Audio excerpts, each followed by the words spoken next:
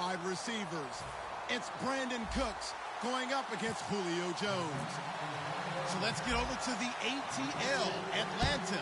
Standing by our commentary team of Brandon Guyton and Charles Davis. Larry.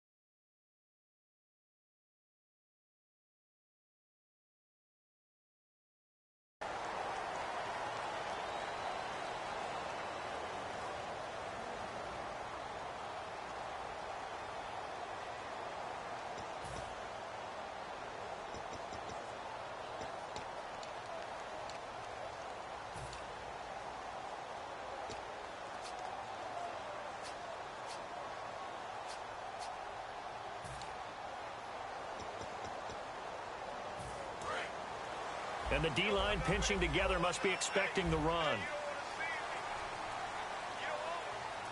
Freeman, the lone man in the backfield. He'll get the football here. And he'll work his way across the 30 to the 32.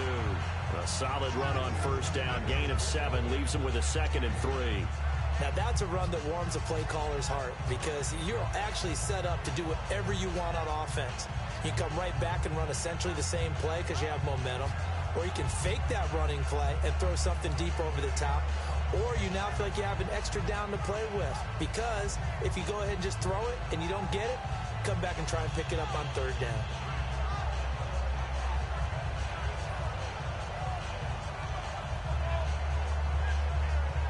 And after the play on the ground, that brings up 2nd down here. Now the play clock hits 0 here, and we're going to get a delay.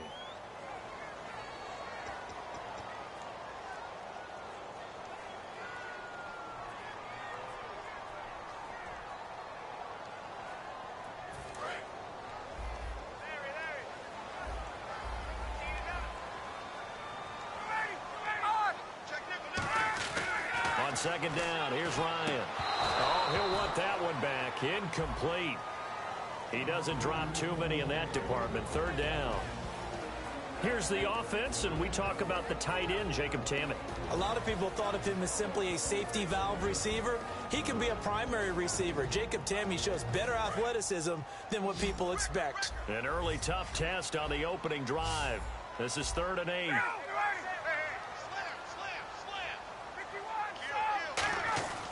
On 3rd down, Ryan. And this is going to be incomplete. Defending an out route is awfully difficult because the best receivers try and sell an inside move before they break to the out, and you have to respect that as a defensive guy because if you let them, what they say, cross your face or get across you in the middle of the field, usually you're beaten on a route, and that's an easier throw for the quarterback. So you ordinarily take a step over to make sure you seal that off. In this case, he was able to not only do that, but react back to the sideline and bat the ball down. A surprising move here on the opening drive of the game, and the Saints are going to get it back and in great shape. So, Charles, why in the world do you take that risk there? It doesn't make a whole lot of sense on the surface, but I've been around enough of these coaches and enough of these meetings along the way. Sometimes they're so confident in a play call that they don't care about the situation. They think that that play, at that time, they're going to run it and pick up whatever they need. So maybe that's what influenced him there. I'm guessing. And he is into the end zone. Touchdown, New Orleans. Kobe Flainer, 26 yards. And the Saints have taken the early lead. Boy, it's nice to have that big, reliable target you can go to. Each and every time. A lot of people see that position as a fallback. Throw it to them when all else fails. Not at all. This guy can make plays, and that's exactly what he just did. Yeah, play here for a touchdown. This fielded a few yards into the end zone. And in hindsight, probably should have stayed where he was, as he'll only get back. Now hold everything here. We're going to get a timeout by the offense. They'll have 2 remaining as we step aside here in this first quarter.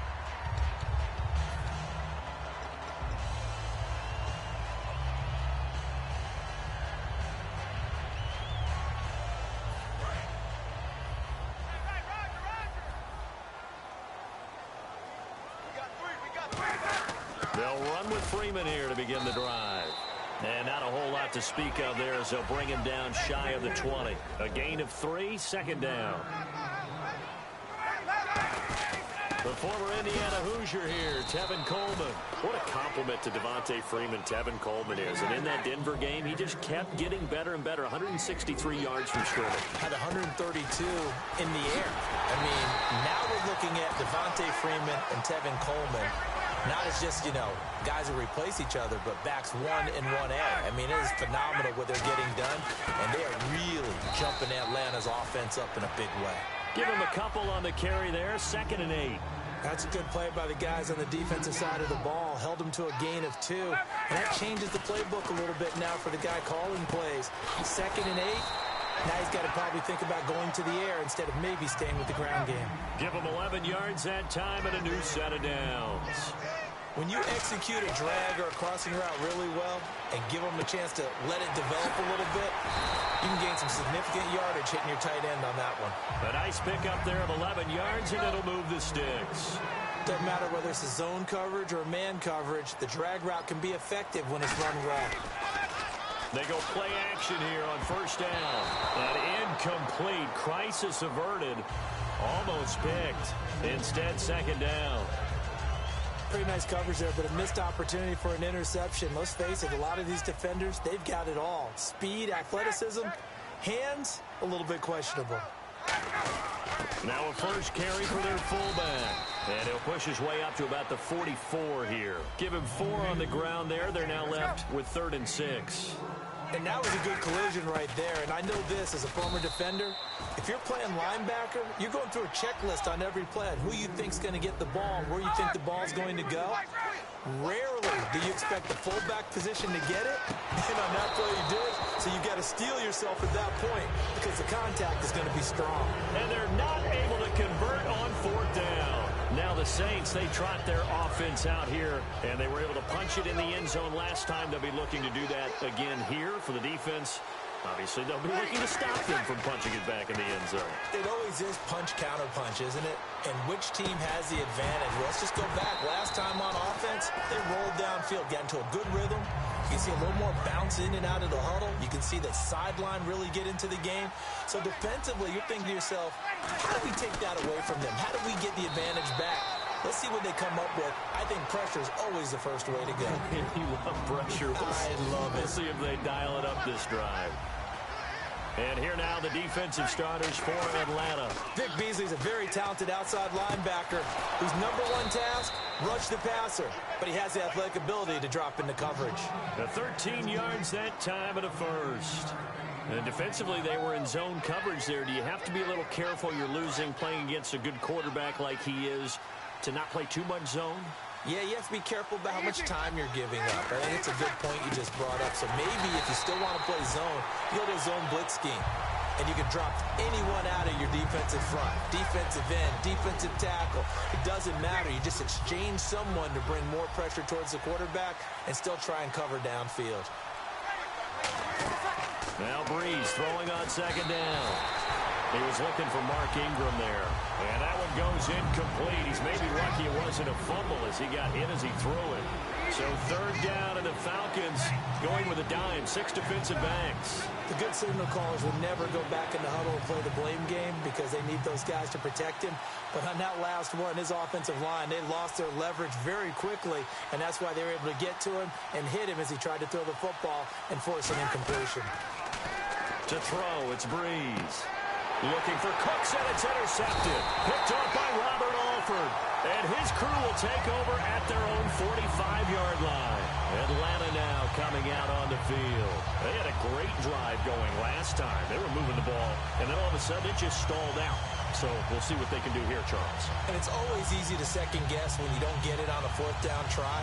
But they had to like the feeling that they had going on offense. They want to continue to see if they can capture that again on this drive and maybe get in the same position. Yeah, and that's, I mean, like I said, they were moving the football. It's not like they went 4 and out, so I don't think it's a deal where the offense doesn't have confidence. No, I agree with you totally on that one. If anything, they may have gained more confidence. Okay, they stopped us once. That's all right. Let's keep moving it. Make them do it again.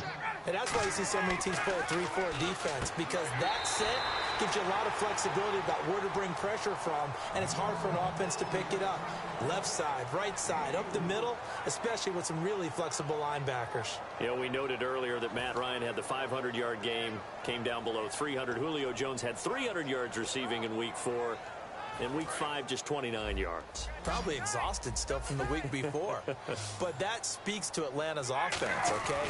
2 catches, 29 yards for Julio Jones. You think, oh, boy, they're in trouble. But because of Devontae Freeman, Tevin Coleman, Matt Ryan spreading the ball around, got a lot of weapons in this Atlanta offense.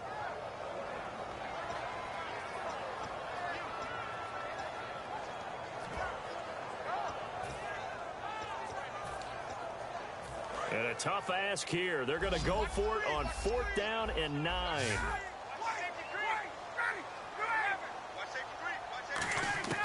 They'll indeed go for it with Ryan. He's going to let this is caught at the 20. A big play that time through the air. 35 yards. We know it's tough enough to pick up first downs on 3rd down plays, but when you go for it on 4th down, sometimes you're actually just praying. And on that play, the prayer was answered. He's going to let it go deep for the end zone. And that's going to be too high. Out of bounds and incomplete. Alongside Charles Davis, Brandon Gaudin, it's the Falcons in possession to begin quarter number 2. And they're on the move as they face a 2nd down here.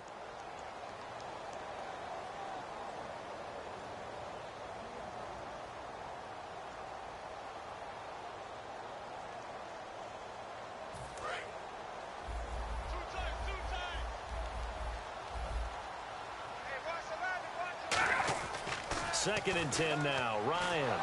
Blitz coming, and down he goes.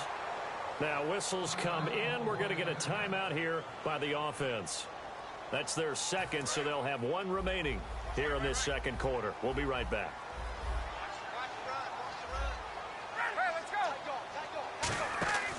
On 3rd down, Devontae Freeman. And Freeman lost the football. Wow, that ball gets knocked free, but a teammate comes along and scoops it up. It's almost like baseball. Guys at bat, people are on base in scoring position. One guy doesn't get him home. The next guy comes through and picks him up. And avoids the turnover. Sanu with a grab over the middle. It'll be a gain of 18 on the play. And the decision to go for it pays off. They've got a 1st and goal.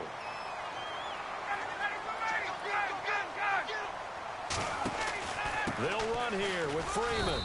And he'll be stopped just outside the 5 at the 6. It'll be a 3-yard pickup, and it brings up 2nd and goal. I do know from experience that when you slow down someone's running game, you're now doing the dictating on defense. And guess what? Now you're getting ready to tee off on their quarterback because they have to throw it on. And he'll take it into the end zone. Touchdown, Atlanta. Tevin Coleman, a 6-yard touchdown run. And the Falcons are an extra point away from tying the football game. So they're going to go for 2.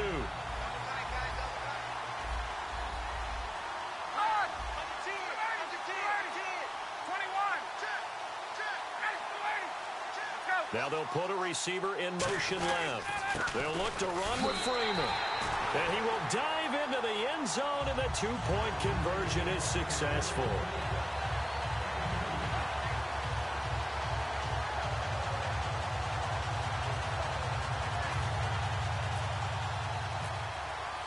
Now after the touchdown, it's Bosher to kick it away. That's fielded in the end zone. And he'll wind up about 4 yards shy of where he would have been if he had taken a knee, as they'll start at the 21-yard line. Out onto the field comes New Orleans. And following the interception, we'll see what they can put together on this drive. I can hear my old college coach right now. He always used to tell us before every game, the team making the fewest mistakes will win. What they're hoping is that that last mistake is their only one of the game. Coaches, that's all they talk about, turnovers, right? Minimizing those and maximizing opportunities. They'll run with Ingram here to begin the drive. Looking for a crease, can't find one. Stopped at the line of scrimmage. That's going to go as a loss of a yard, and it'll be second down. The defense won that play so fast that I think if the running back even had time to notice if anyone was there, it was just a blink of an eye. He's got daylight. The 30. Touchdown, New Orleans. Kobe Flainer, 79 yards. And once again, the Saints are back out in front. He's having a nice little first half here, partner. And it's a first half that leaves us anticipating what can still come. I mean, 2 touchdowns already here through the second quarter. There could be plenty more before this game is over. And this will be caught as they convert here for 2. And around the goal line, especially on 2-point tries, sometimes the QB's best friend is that big target, the tight end. I love how you described it, because you know he's going to have some length and some catch radius, as well as a big body to keep people away from the football. That'll be taken in the end zone. And he will be brought down here. And whistle blown. A timeout here is taken, and it's taken by the kicking team. And with that, they're now out of timeouts, and still plenty of time remaining here in this second quarter.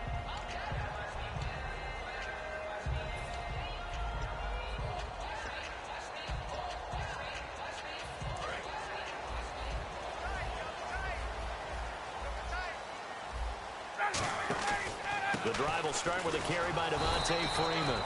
Just a yard on the pickup there, and it'll bring up a 2nd and 9. Well, you know that old expression, it's not my night? It hasn't been his so far. I don't know if the legs are a little bit heavy. Sometimes having to hang out all day and play doesn't exactly play to your advantage, but it's been a tough go for him.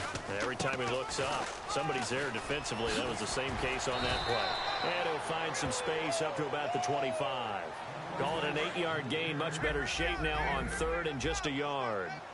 And that's the kind of run that gets everyone excited on offense. And, you know, oftentimes the guys who carry the ball are the ones in the huddle doing the chirping. Right now, I think it's the offensive line telling them, run it again. We are right there about to break a big one. So the offense has it 1st and 10. And that's how you pick up a first down. Not only does he make the catch, but has enough body control to get his feet down inbounds, toe tapping and dragging to make sure he gets it done.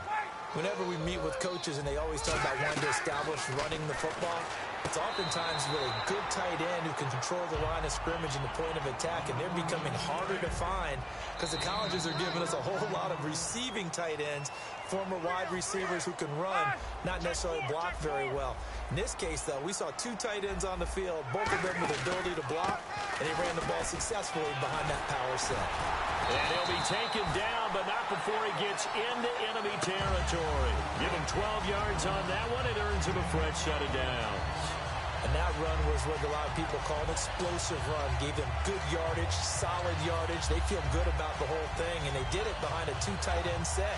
It's always interesting to watch what offenses want to do with the 2 tight ends. Sometimes they line them up together for a power set. Sometimes they put one on each side of the line of scrimmage to balance things out. No matter what, though, when you see 2 tight ends on the field, your first thought is to think run. In this case, the offense was able to run successfully. And now they're in the hurry-up. Playing against a 3-4 front is really challenging for offensive linemen because they can do so many different things. But when you're down the numbers, there he goes. Touchdown, Falcons. Tevin Coleman with his 2nd touchdown here in this first half. And the Falcons are an extra point away from tying the football game.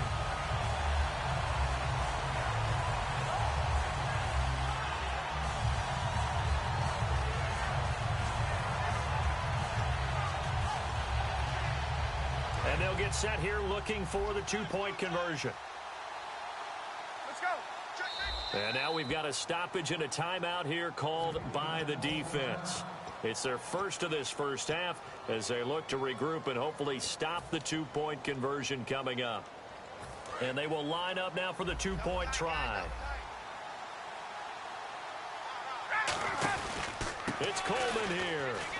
And this time he'll be stopped short of the goal line. He might have been out of gas after the long run.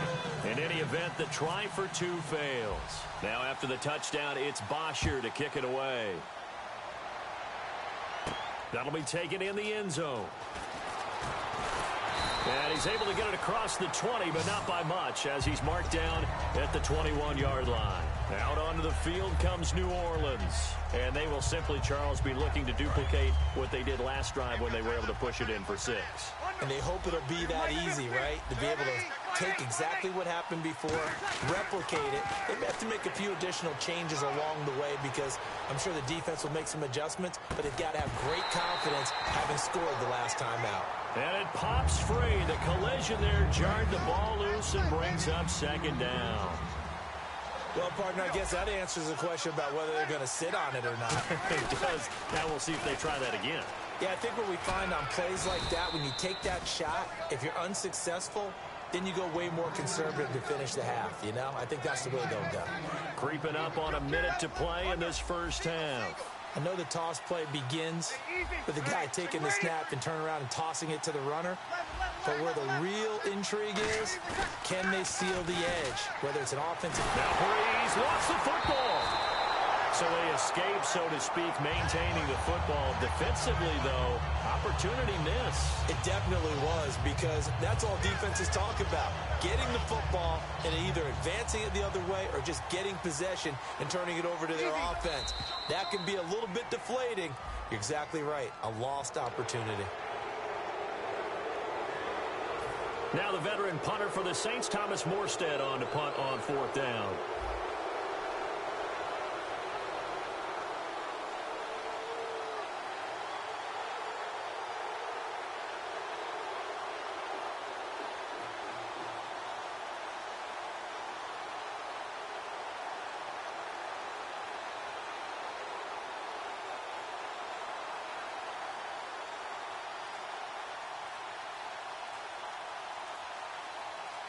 Play clock down to 5, and they're going to burn a timeout.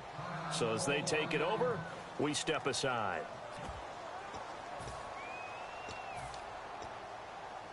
And likely time for one final play here in the half, so they will go for it on 4th down. Looking to jam the receivers at the line here. Press coverage look defensively.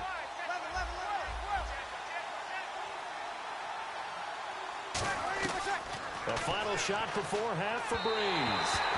And it is incomplete. So we've hit intermission. It's halftime. This is the NFL, and it's a presentation of EA Sports. And how about this right out of the locker room? An onside kick attempt.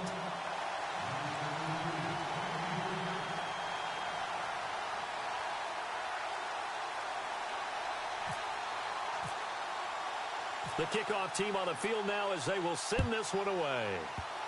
It's a very short kick taken by an up man. Well, this has been a close game throughout, but that return can help them gain the separation that they've been seeking throughout the game. Out come the Saints now. They'll go on offense first here to begin the third quarter. And last time out, went for it on 4th down, turned it over, gave them great field position, turned into 6 points, so they've got to recover here, Charles. It's amazing what one decision can do in the chain of events, right? The decision to go for it on 4th down, Caused all of that. It caused every bit of it, but it showed confidence. Hey, I've got confidence in you guys. Go pick it up for them. Didn't happen. Also showed confidence in the defense. They didn't pick up their end of the bargain, so now they've got to come back out and start over and rebuild that confidence. You got to feel a little bit for the defense there. They've done a terrific job all day long holding this guy in check, but that might have been the run to break things out for him, maybe turn things around. Now he's going to have some confidence, and maybe he'll get to his normal yardage. And some extras coming up on the line here, readying for the blitz.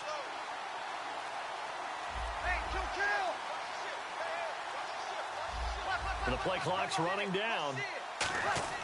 On 1st and 10, here's Breeze. And Josh Hill has it.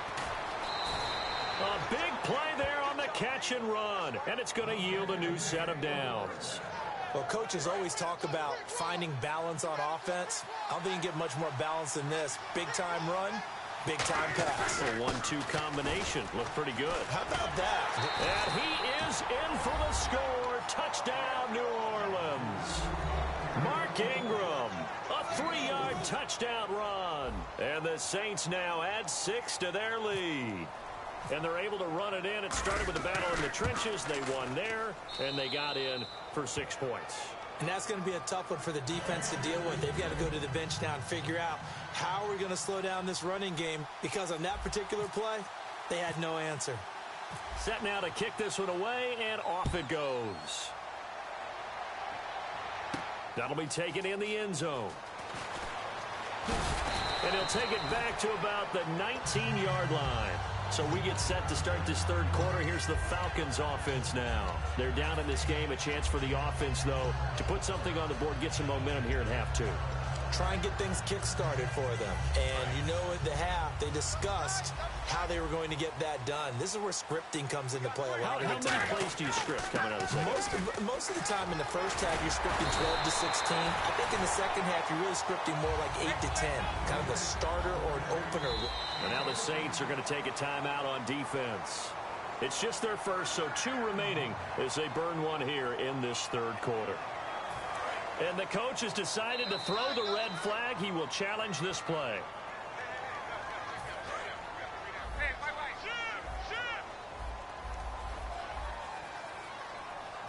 Well, he challenged the play. It did not pay off. And that means he lost a timeout in that challenge. And as a coach, you hate that. Don't know if you took the advice of the player. You threw it yourself, but it didn't go your way. At the end of the day, it all comes back to the head coach. He has the final determination on whether to actually challenge the play or not. In this case, it didn't pay off for him. And that's got to be so heartbreaking. You throw that flag, you probably feel really confident, and then all of a sudden, boom, you lose the challenge. Yeah, when you take a look at it, you're throwing that flag because you believe you're going to be right. And when it comes back the other way, you have to regroup. Coleman. And he'll be taken down, but not before getting this inside the 30. A big gain there on 3rd and 2. 32 yards. Well, I'd have to say in that situation, they're lined up for a running play. It's only 3rd and 2. Some element of the pass, but that was really well blocked. Probably call those gravy plays, right, if you're the offensive coordinator? No doubt about it. All you're trying to do is get the 2 yards necessary for a first down. Then you look up, you got a whole lot more than that. Yeah, they did. They got a lot more than that, indeed. Well, they haven't had a whole lot of success in the passing game here. Now, in the second half, he's thinking, I guess maybe just take a shot deep. I think you're right. Almost looking for a bailout, isn't he? Can my receiver go up and make a big play for me? Can I create a penalty downfield, maybe pick up an interference call or get that yardage downfield? Anything trying to get going again, but you're right. He definitely took a shot. It's a pickup of 15 and a fresh set of downs. Looking to speed things up here, going with some tempo. Boy, the evolution of the game and how these guys on plays like that can get out of the pocket, keep plays alive. It just makes things so much harder for defenses. It really does, and we're talking about an era in the game where the quarterbacks are the most athletically gifted that we've seen in a bunch. I mean, when you talk about collectively, it's unbelievable. So their ability to move is practiced now. It's not necessarily, oh, he just took off and you guys figure it out. When he takes off, and he's got his star receiver. It's Jones for the Falcon touchdown. Julio Jones from a yard out. And now the Falcons are within a 2-point conversion of tying up the game. So they're going to go for 2.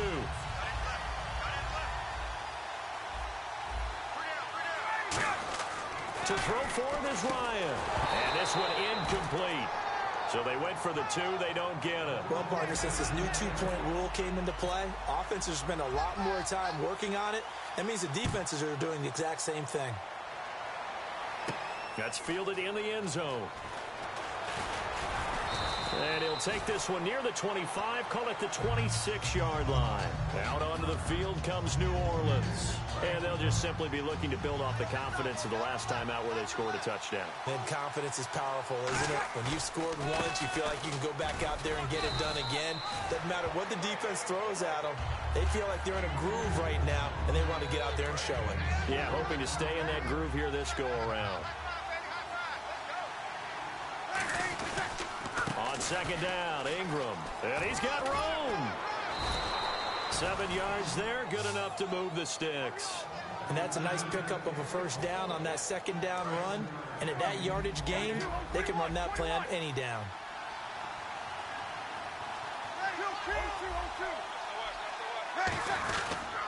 They toss to Ingram. Trying to turn the corner, but he's going to be stopped right near the line of scrimmage. Call it no gain on the play, and it'll be second down. He couldn't get the edge there. It wasn't sealed, so maybe not all on the guy running the football all the time on those tosses and the pitches that go to the outside. No, not at all. I would agree with that totally, because sometimes the defensive guys, they win the edge battle. And when they do that, there's no place for the running back to go, especially for offensive linemen trying to get out ahead. With their footwork and speed, it was negligible on that play. No gain at all for the offense. Now Breeze on the bootleg. Flushed out right. And the pressure gets to Breeze as he's taken down. Jonathan Babineau with a big-time sack on third down. And it'll be a loss of 7. Here's Thomas Morstead now.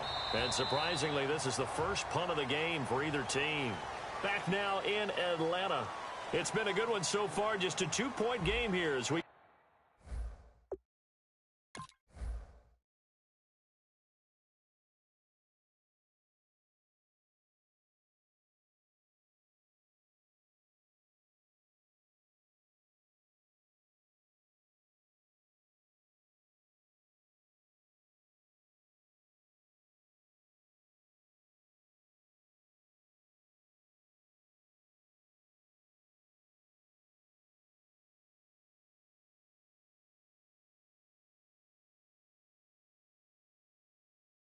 Get set for quarter number 4.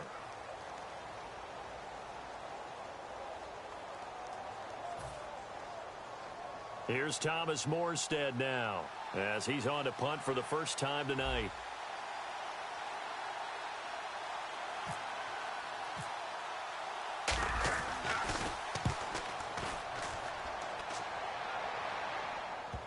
And you can't do it much better than that.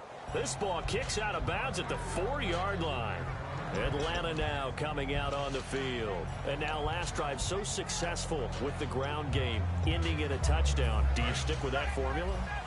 That would be the number one thing you would think of, but so many guys now would look at it and say, we've got them set up so well for play action. Now's the time to take a shot. Yeah. But, you know, there was a big-time coach in the state of Ohio who once said, if you throw the ball, if you put it in the air, 3 things can happen, and 2 of them are bad. He would have kept it on the ground. They come out here in the eye. On second down, Freeman. And a short gain here as he gets it up only to about the 6. Just a couple on the pickup there, and now it's third down. A nickel back added defensively as they look to stop this 3rd and 8. They run. Devontae Freeman. He lost 2, and it brings up 4th. Oftentimes when you're not winning at the point of attack for an offensive line, maybe they're getting out physical, spread things out a little bit, make it more of a one-on-one blocking scheme. Then you don't have to win it physically. You just have to win it by position. That may open things up for your running backs. And that's a big pickup of a first down. And you know that all week, both sides of the ball, offense and defense, are going through every situation. And in this case, the offensive guys had the right play dialed up because defensively, you work on 4th down situations as well. And deflating for the defense. They can't get the stop here. Second down following the run. Well, so many times we look at a short run and we praise the offense for trying to set the tempo and establish things. But the defensive guys, hey, they just won the battle there. It wasn't a big run given up. They don't always have to absorb the body blows. Sometimes they dish them out themselves. Tackle is made by Cameron Jordan. They stay on the ground. Again, it's Coleman. And he's able to get the first before he's taken down at the 36. We'll give him 10 yards on that one, and that'll earn him a fresh set of downs. And he continues to pile up the yardage. That puts him over $150 now. And this defense has really had its problems trying to keep him contained.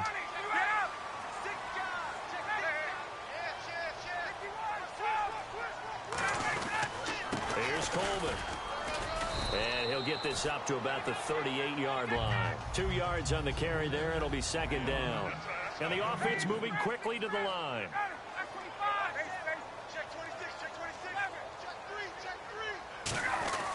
Now they'll throw it with Ryan.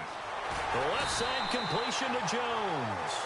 9 yards on the pickup there, and it keeps the drive alive. They've gone to their fullback quite a bit. He'll get it again. And taking it across midfield and inside the 45. That guy's going to want the football a whole lot more. I'd hate to be the offensive coordinator now because all he's going to say is, how come I'm not touching it more? Do you see me out there moving around, wiggling, and making it happen? Give me the ball, coach. Coleman now. And he'll take it inside the 40 to the 39-yard line. 3 yards on the pickup there, and it'll be second down. And they're going to speed things up here. Look at this, a tight end carry. And a short gain there down to the 37-yard line. It'll be a pickup of just 2, and that'll bring up a third down. Time for a break. We'll come back for the electrifying conclusion after this. And the defense lines up looking for one final stop. And they will be playing for the pass in this situation, not expecting any type of a run.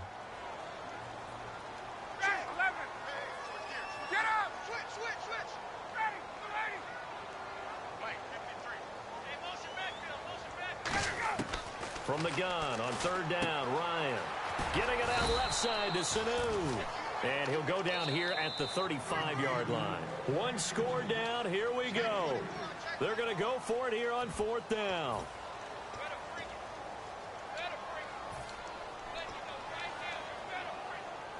The offense staying out. They're going to go on 4th and 2. Here we go. It's Ryan on 4th down. It's caught. Jones. Give him 25 yards on the play there. And the decision to go for it pays off. They've got a 1st and goal.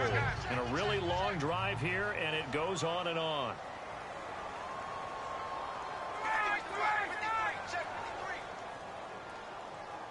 So a defensive brain lapse there and an encroachment penalty. Sometimes when you don't watch the football and make sure that it's snapped, you're watching the offensive player, and they can influence you occasionally and look like they're getting ready to move, and the officials don't detect it. Double tight, guys, double tight. 3 down, 3 down. Ready, 53 is the mic. 53 is the mic. Let's set a tone, fellas. Let's set a tone.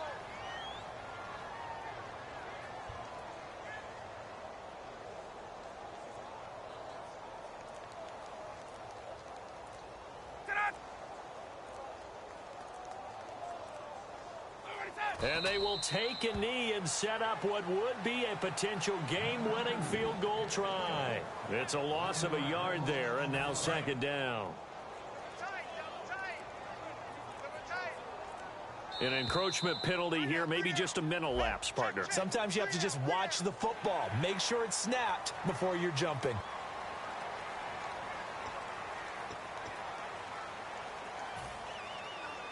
So here we go. Maybe the biggest kick of the game forthcoming.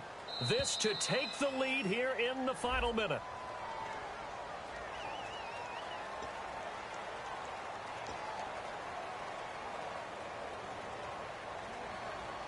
So the field goal unit is on the field as this is a big spot right here. This to almost certainly win the football game.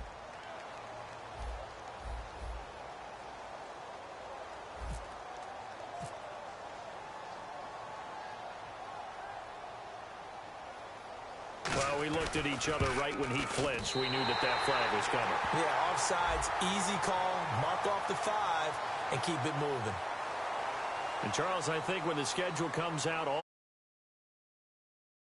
Talk about protecting your home turf. They were able to do that here in this one. Similar to a tennis match, right? Not letting them break your serve. That way you hold on to it.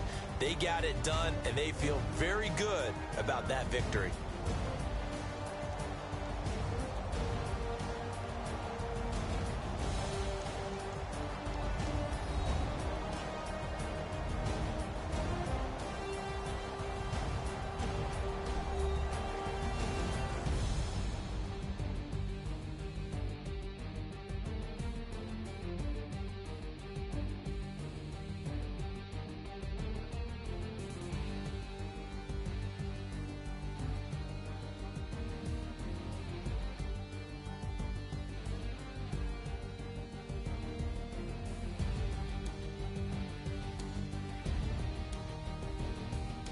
That'll do it for us. For Charles Davis and all our hardworking crew, I'm Brandon Gaudin. You've been watching the NFL on EA Sports. For more, find us on Twitter at EA Madden NFL.